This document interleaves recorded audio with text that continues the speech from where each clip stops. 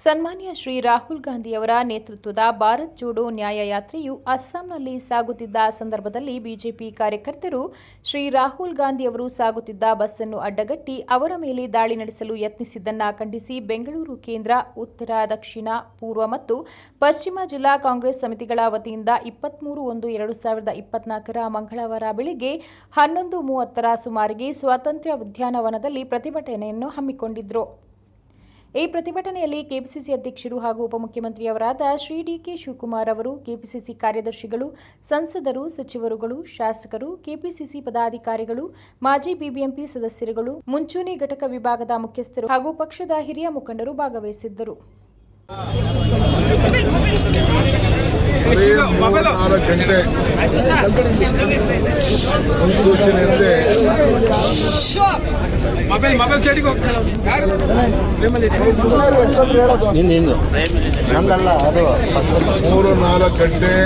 ಮುನ್ಸೂಚನೆಯಂತೆ ಇವತ್ತು ಕಾಂಗ್ರೆಸ್ ಪಕ್ಷದ ಕಾರ್ಯಕರ್ತರಿಗೆ ರಾಹುಲ್ ಗಾಂಧಿ ಭಾರತ್ ಜೋಡೋ ನ್ಯಾಯ ಯಾತ್ರೆಗೆ ಅವರು ತಡೀತಾ ಇರೋದು, ತೊಂದರೆ ಮಾಡ್ತಾ ಇರೋದು ವಿರುದ್ಧವಾಗಿ ಪ್ರತಿಭಟನೆಯನ್ನು ಹಮ್ಮಿಕೊಂಡು ಇವತ್ತು ಬೆಂಗಳೂರು ನಗರದಲ್ಲಿ ಈ ಪ್ರತಿಭಟನೆಯನ್ನು ಹಮ್ಮಿಕೊಂಡಿದ್ದೇವೆ.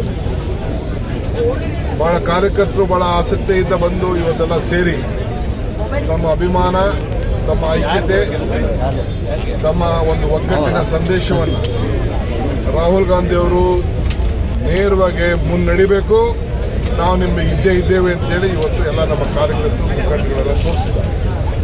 ಇವತ್ತು ತಮಗೆ ನಾನು ಕೇಳೋದಿಷ್ಟೇ, ಇವತ್ತು ಇಡೀ ಕರ್ನಾಟಕ ರಾಜ್ಯದಲ್ಲಿ ಎಲ್ಲ ಜಿಲ್ಲೆಗಳಿಗೂ ಈ ಪ್ರತಿಭಟನೆ ನಡೀತಾ ಇದೆ.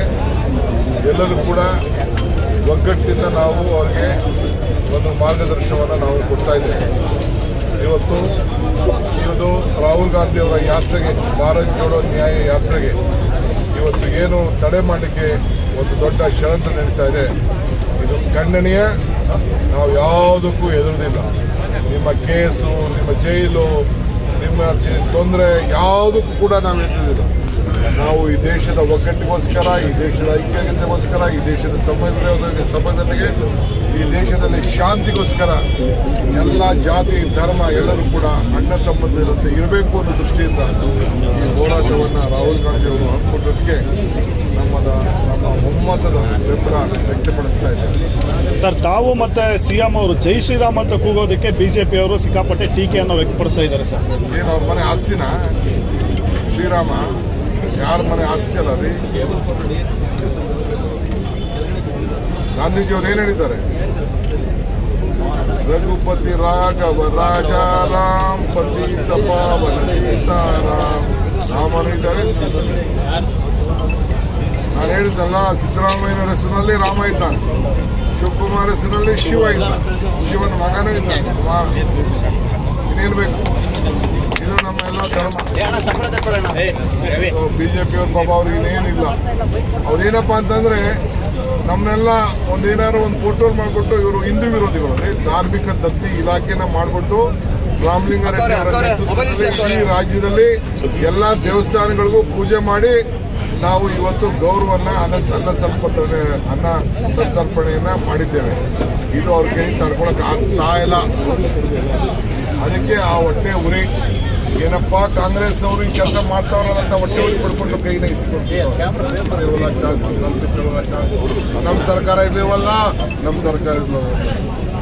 ಸರ್, ಈಗ ನಿಗಮ ಮಂಡಳಿ ಆಯ್ಕೆ ವಿಚಾರಕ್ಕೆ ಸಂಬಂಧಪಟ್ಟ ಹಾಗೆ ನಮ್ಮ ಒಪಿನಿಯನ್ ಪಡೆದಿಲ್ಲ ಅಂತೇಳಿ ಪರಮೇಶ್ವರ್ ಅವರು ಹೇಳ್ತಿದ್ದಾರೆ. ಸುಳ್ಳು. ಜನರಲ್ ಸೆಕ್ರೆಟರಿ ಅವರೇ ಮಾಡ್ತಾ ಇದ್ದಾರೆ, ಅದಕ್ಕೆ ವಿಳಂಬ ಆಗಿದೆ ಅಂತಿದ್ದಾರೆ. All opinion has been taken. ಒಂದು ಫಾರ್ಮುಲಾ ಇದನ್ನಾಗಿದೆ, ಕೆಲವೊಂದು ಗೈಡ್ಲೈನ್ಸ್ ಫಿಕ್ಸ್ ಆಗಿದೆ, ಎಲ್ಲರಿಗೂ ಸಿಗ್ತದೆ. ಎಲ್ಲರಿಗೂ ಎಲ್ಲರ ಒಪಿನಿಯನ್ ಎಲ್ಲಿ ತಗೋಬೇಕು ಅಂತ ತಗೊಳ್ತೀವಿ ನಾವು. ಯಾರು ಬೇಕಾದ್ರೂ ಅವ್ರ ಒಪಿನಿಯನ್ ತಿಳಿಸ್ಬೋದು. ಸರ್, ನೀವು ಹೇಳಿದ್ದು ಶುಭಗಳಿಗೆ ಶುಭ ಸೆಕೆಂಡ್ ಅಂತ ಸಂಕ್ರಾಂತಿ ಎಲ್ಲ ಕಳೆದೋಯ್ತಲ್ಲ, ತೀರ್ಮಾನ ಆಗಿದೆ, ಇಶ್ಯೂ ಆಗ್ತಾ ಇದೆ. ಸರ್, ಆಮೇಲೆ ಔಟರ್ ರಿಂಗ್ ರೋಡ್ ವಿಚಾರವಾಗಿ ಸರ್